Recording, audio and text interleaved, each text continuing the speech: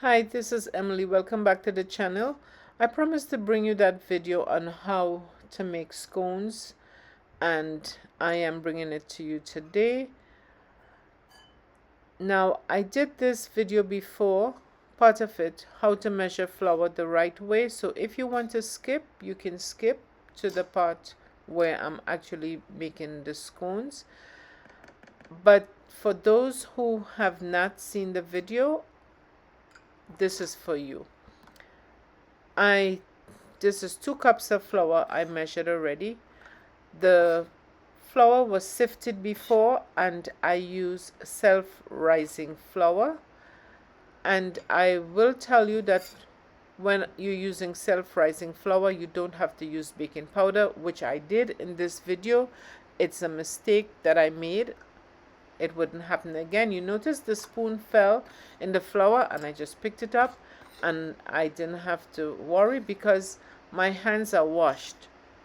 I want to encourage every one of us to remember that when we cooking, we have to wash our hands, because our hands are the biggest culprit in spreading infection. So this is the 5th cup of flour I'm measuring to put in it. I did use 6 cups of flour. In the other video, when I talk about it, I said 3 cups. I was talking quickly. It's 6 cups of flour that I use. But if you want to make a recipe with just using 3 cups because you're making a small amount, that's good too. You can use 3 cups and just use, instead, I would say use 1 tablespoon of baking powder if you're using all-purpose flour. If you're using self-rising flour, you do not have to use any baking powder. And I prefer all-purpose flour or bread flour. If I had to make anything, I prefer bread flour for bread, all-purpose flour. I wouldn't buy self-rising flour again. It's not my first preference. I wanted to try it. It was my first time, and I tried it, but I prefer the all-purpose flour or the bread flour. That's just me. I'm not saying that that's what anybody should do. And the flour, I said it was sifted before. Now, if you haven't made scones before, it is not difficult. This is how we make scones in America, and this is the baking powder I use. I use a baking powder without aluminum. I bought a new baking powder without aluminum. So if it's self-rising flour, skip this part. Do not use any baking powder. If you're using all-purpose flour, 1.5 tablespoons of baking powder. 1.5 tablespoons of baking powder if you're using all-purpose flour. And I sifted the baking powder just as well. I like when it's sifted because I like when the flour is sifted. It gives a softer, smoother texture to the baked bread or biscuit. And 1 teaspoon of cinnamon powder. Now, I didn't measure, but in my head, after doing it so long, it's about 1 teaspoon of cinnamon powder. If you want direct measurement, please use your teaspoons or whatever measurement you want. In my hand, I measured the salt, and that's 1 teaspoon of salt for me. For the sugar, I think it was half cup of sugar. Half cup of sugar. I didn't use a lot of sugar. Scones don't have to be sweet. I don't know how they make the scones in Europe because I've never had scones over there. I have scones in America, and it's really not sweet.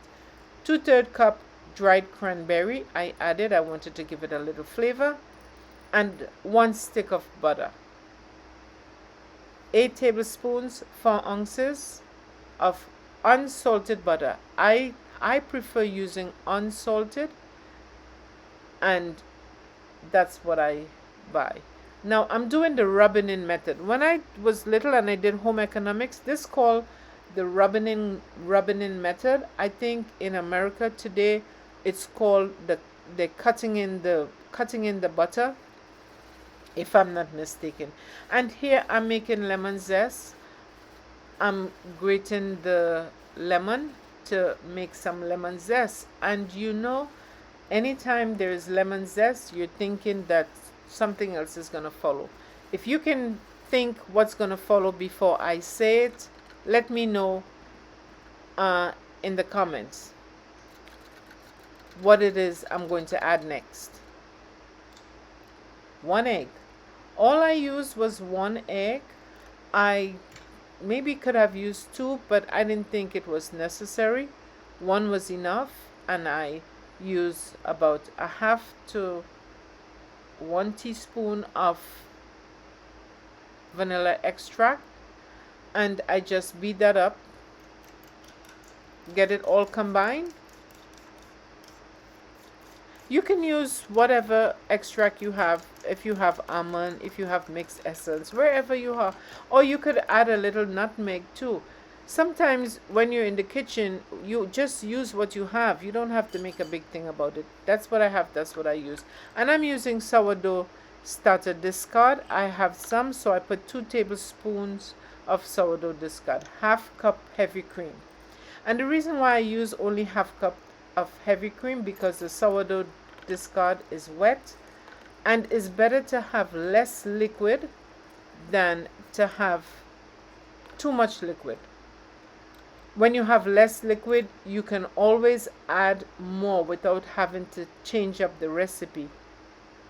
But if you add more liquid, then your recipe is going to change. Less liquid and add as you go along is better. See, I just added. Now you might ask me, Emily, how do you know that it's time or it's good enough and you're not even using your hand? I have to tell you, I am not used to cooking with recipe. I cook without recipe, so when I'm just watching it or eyeballing it, I understand what it is to make bake and bread and cake without using a recipe, just from my head. So here I am getting ready to just go and put it on the board. I want to encourage you, if you have not made bakes or bread or biscuit or scones, it doesn't take that long. I want to encourage you to start. You're going to enjoy, you're going to save money, you're going to feel comfortable eating it, your house is going to smell alive, and you can share. You can share with your neighbors, you can share with your co-workers if you want to, if you appreciate them, if they're nice to you, you appreciate them and you want to, share with them, you can do that too. People, your co-workers are not your friends, but remember, we spend 8 hours a day, sometime more, with our co-workers. It's almost like family. And do we always like our family? I'm not going to answer that question. But yes, you can share. Don't think you're going to bake and just try to eat all for yourself. Now, this was a big batch. So what I did, I put some in the freezer. And there were days when I just feel like having some scones, and I just took down. I had them in packages of 4. And I just put them in the oven. And I was, very, very, very happy to have it. Now here I am folding. And if you notice, I am pressing, but I am not adding pressure. We don't have to add pressure. We just press enough to hold it together, but not add pressure. And if you do it, and I didn't speed up this part of the video because I really wanted you to understand how it's done. You see, I press, but I'm not putting pressure. I'm just getting it together.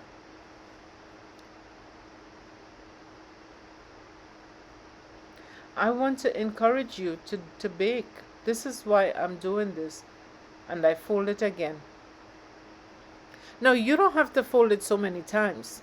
Or you could fold it as many times, but not let the dough get too warm. We want to move quickly because we don't want the dough to get the butter to start melting, because right now this is cold, because the butter was cold, the cream was cold, and I have to tell you, the flour was in the freezer. I keep the flour in the freezer.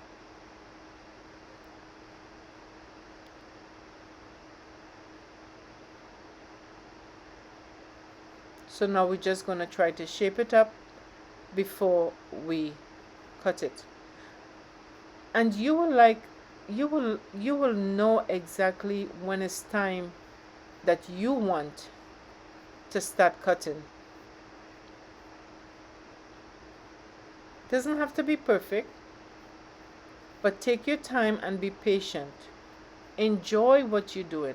When I'm cooking, I enjoy. I didn't lift it because I could feel that it was a little sticky, so I didn't lift it. I just decided to go ahead and cut it one time. And remember, whatever you're making doesn't have to be perfect. If you make it the first time, it doesn't come out too good, that's okay. As long as you don't put too much salt and you don't make it too soft, you don't put too much liquid, you can fix it. It's fixable.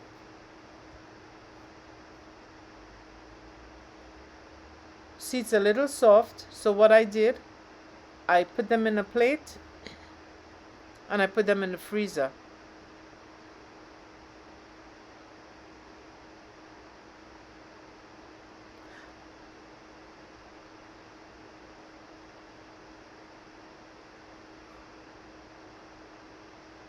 And these were big.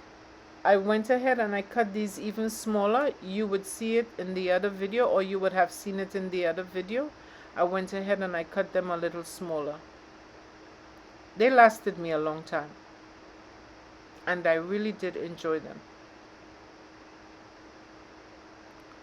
So I put this plate in the freezer while the oven was heating up, 425 degrees Fahrenheit. And I let it wait a little bit. Even when the buzzer went off, I still allow the oven to heat up just a little bit more. 425 degrees Fahrenheit. Now, oven temperature depends on the oven you have. You will know your oven, how it works. Some oven works better than some. I shouldn't say that, but some oven heat up really fast, and some ovens, like, I don't know. I think my oven is not the best, but so far it's working.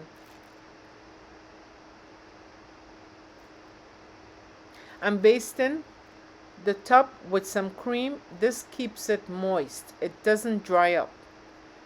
When you baste it with the cream, it doesn't dry up. You remember when I didn't have any fancy brush, and I had to use the spoon on the biscuit? So these went in the oven, baked for 30 to 40 minutes, depending on your oven. And I had some sugar and butter. I just mixed it up, and I basted the